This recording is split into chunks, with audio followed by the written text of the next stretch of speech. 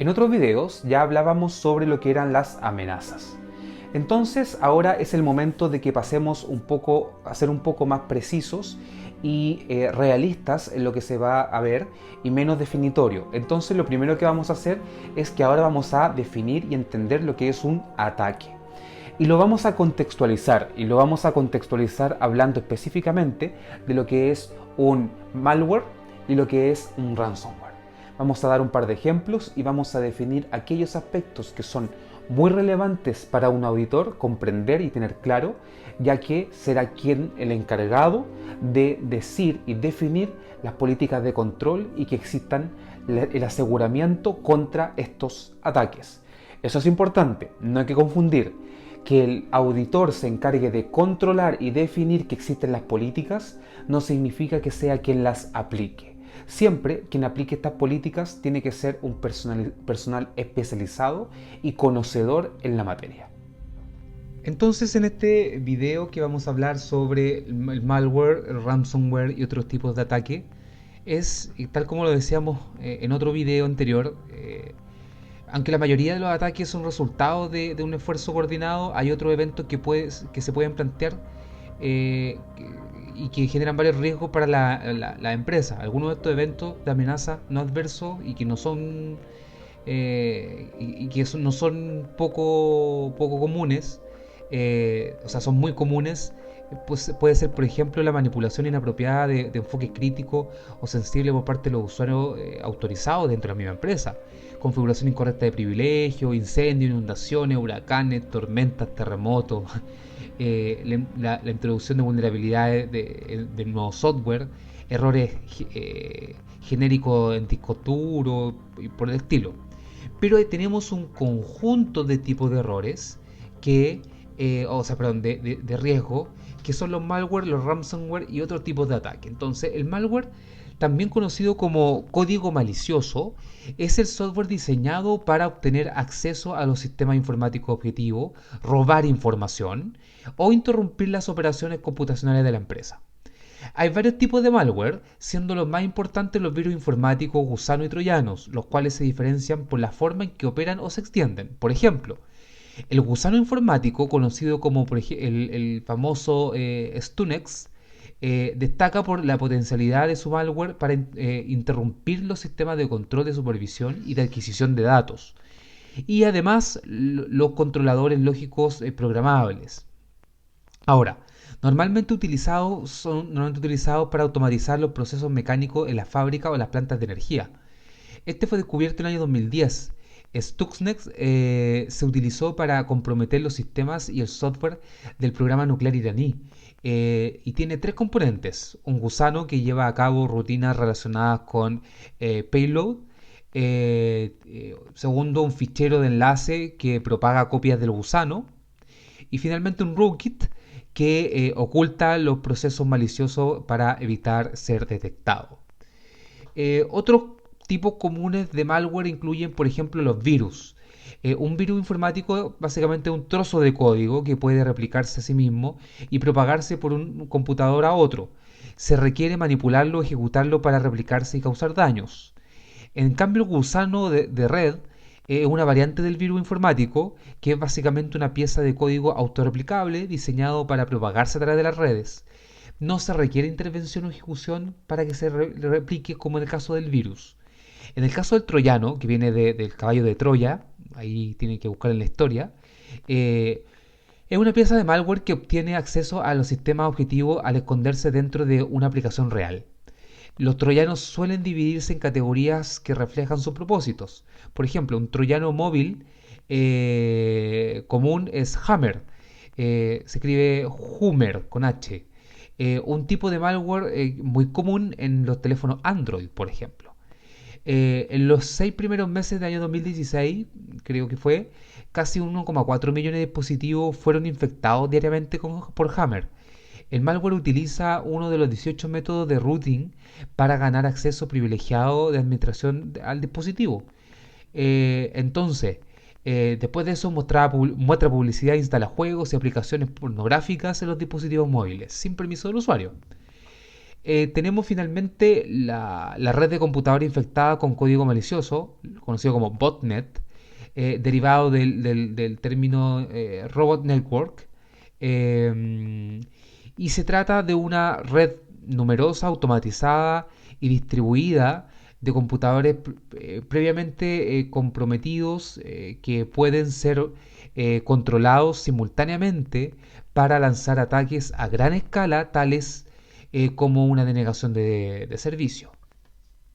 Un número de otros términos también se utilizan para describir los tipos más específicos de malware y se caracterizan por sus efectos. Entre ellos encontramos, por ejemplo, los spyware, que básicamente se traduce como software espía, y que es una clase de malware que recopila información sobre una persona u organización sin el conocimiento de dicha persona o de dicha empresa.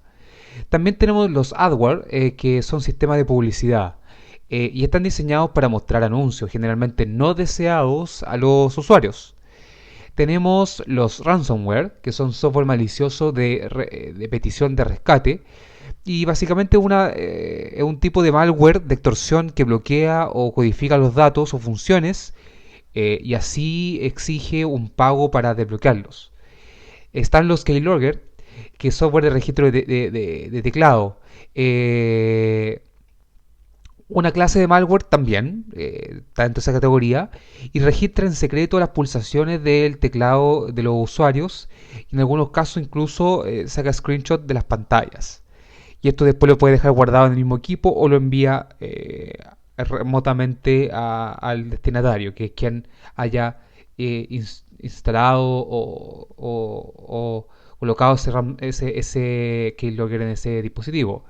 Y finalmente tenemos los rootkit, eh, que es una clase de malware que oculta la existencia de otro tipo de malware mediante la modificación del sistema operativo subyacente. O sea, nos hace creer que es otra cosa.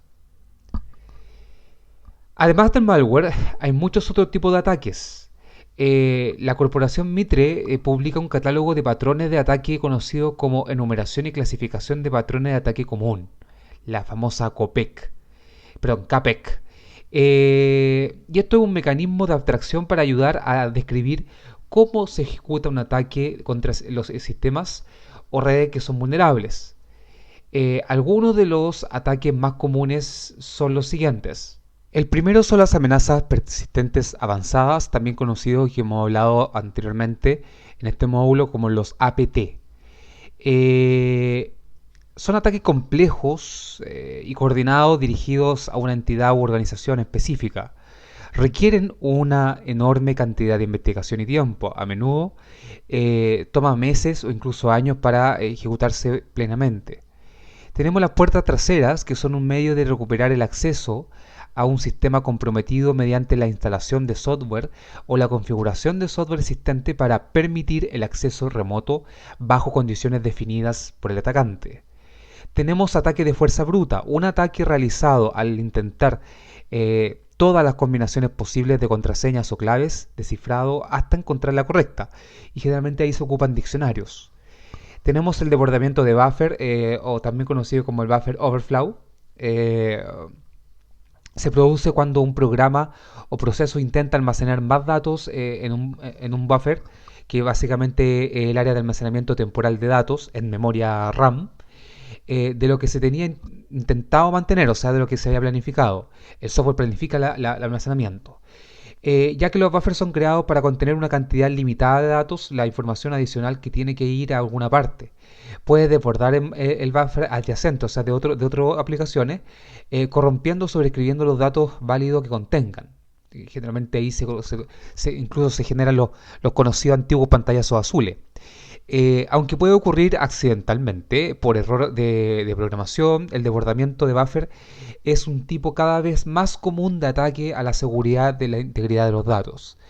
En los ataques de desbordamiento de buffer, los datos adicionales pueden contener códigos de tipo de ataque a la seguridad en la integridad de los datos.